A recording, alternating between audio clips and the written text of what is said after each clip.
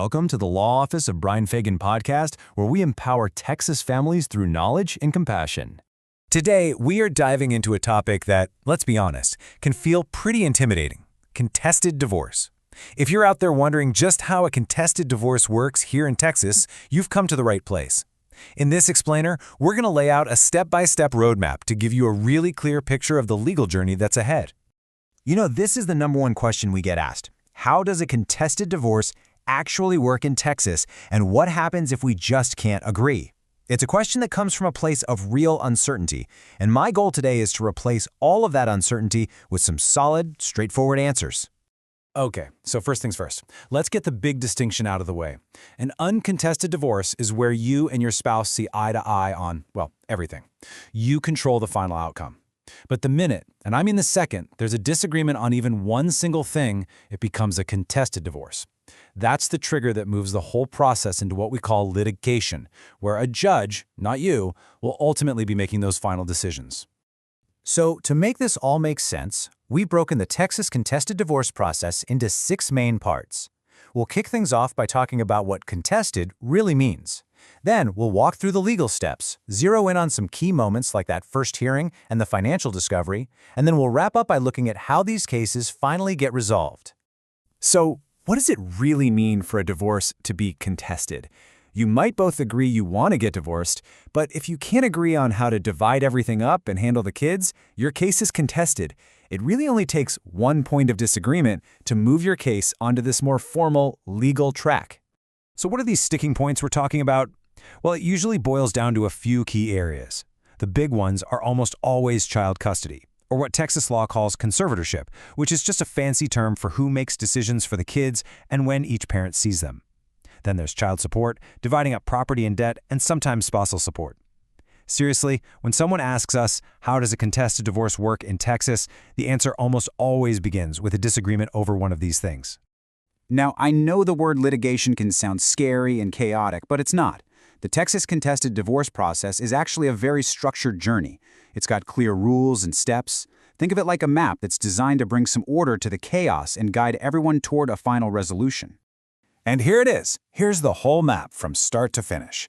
As you can see, there are 7 main stages, all the way from filing the first document to getting that final decree from the judge. We're going to really focus in on the most important parts of this process, so you know exactly what to expect and why each of these steps matters so much. Okay, the whole journey officially kicks off when one spouse, who we call the petitioner, files a document called the original petition for divorce.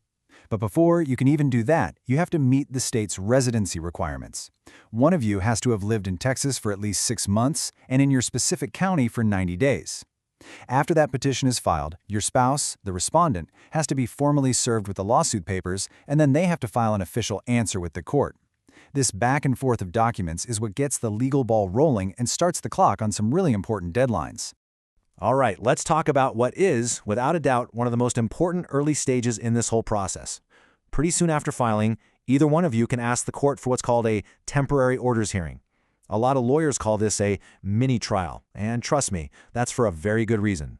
The decisions a judge makes here can really set the stage for your entire case. At this hearing, a judge makes immediate, legally binding decisions about your day-to-day life while the divorce is ongoing. We're talking who are the kids going to live with for now, who gets to stay in the house, who's paying the mortgage and the car note. These rulings create what we call a status quo, a temporary new normal. And here's the thing. Judges are often hesitant to shake things up and change that status quo later. They like stability. This is why being thoroughly prepared for this hearing is just absolutely crucial. It can be a powerful anchor for the rest of your case. Okay, once those temporary orders are set, the case moves into the discovery phase. You can think of this as a mandatory deep dive into all the finances. The Texas rules of civil procedure demand that both of you lay all your financial cards on the table face up. It's all about transparency to make sure any final property division is fair. So how do we get all this information? Well, attorneys use a set of formal legal tools to paint a complete financial picture. This means you'll probably exchange sworn lists of every single asset and debt you have, along with things like bank statements and tax returns.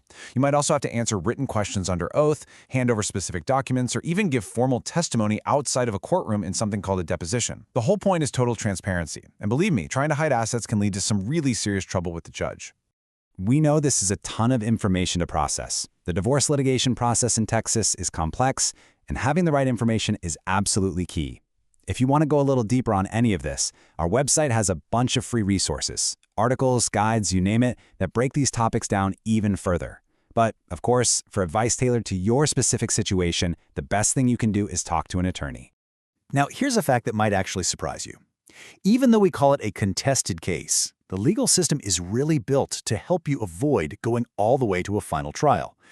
So let's look at the two main ways these disputes actually get resolved: mediation and trial. So you have two main roads to a resolution: mediation or trial. And get this, most courts in Texas will actually require you to try mediation before they'll even let you set a date for a trial. Mediation is basically a guided negotiation. You have a neutral third party, the mediator, who helps you and your spouse try to find common ground. The key thing is you still control the outcome. A trial, on the other hand, is the absolute last resort. That's where you hand over all of that decision-making power to a judge who will listen to the evidence and then issue a final order that is binding on both of you. All right, let's talk about the practical side of all this. Two of the biggest questions on everyone's mind are, how long is this going to take, and what is it all going to cost me? It's so important to have realistic expectations from the start. So Texas law has this mandatory 60-day waiting period before any divorce can be finalized. But for a contested case, that's really just the starting line. A more typical timeline is anywhere from 6 to 18 months, and sometimes even longer. That discovery phase we talked about, that's often the longest stretch. And if you have a high-conflict situation or really complex property to divide, you can expect that to stretch the timeline out even more. And what about the cost? Well, the cost of divorce litigation in Texas goes up dramatically with the level of conflict. An uncontested case might be under $1,500, but once you're in a contested case, costs are driven up by attorney's fees, mediation costs, and depositions. If your case ends up going all the way to a trial, it's not uncommon to see costs go north of $20,000, especially if you need to bring in expert witnesses like accountants or property appraisers. Let me give you a quick example of how preparation makes a difference. We had a client who was incredibly prepared for their temporary orders hearing, specifically on the custody issue. They had documentation, a clear timeline, just clear, organized evidence of their day-to-day role in their child's life. The judge's temporary ruling was so favorable that it gave our client huge leverage, which ultimately led the other side to agree to a really good settlement and mediation that protected our client's relationship with their child. Now, let's look at the flip side. In a different case that involved the family business, one of the spouses just didn't gather their financial documents early on. This created a long, messy discovery process, it made the other side suspicious, and it meant we had to hire expensive forensic accountants to sort it all out. That one mistake, that lack of early preparation, dragged the case on for almost an extra year and dramatically increased the cost and stress for absolutely everyone involved. So, what can you do to prepare? Here are some concrete steps you can take right now. Start gathering financial documents, tax returns, pay stubs, bank statements. Make your own detailed list of all your assets and debts. Stay organized. And here's a huge one. Stay off social media. Don't post anything about your case. And above all else, always put your children's well-being first. But truly, the single most important step you can take is to talk to an experienced Texas divorce attorney as early as you possibly can to start building a strategy. So, we've walked through the entire Texas contested divorce process, what it is, all the steps involved, and the potential timelines and costs. Knowing this road ahead isn't just about reducing your anxiety. It's about empowering you to be prepared. So I'll leave you with this question. Now that you know what that road looks like, what is the single most important step you can take to prepare for the journey? If you're facing this situation and you need some guidance, our team is here to help you figure out that next step.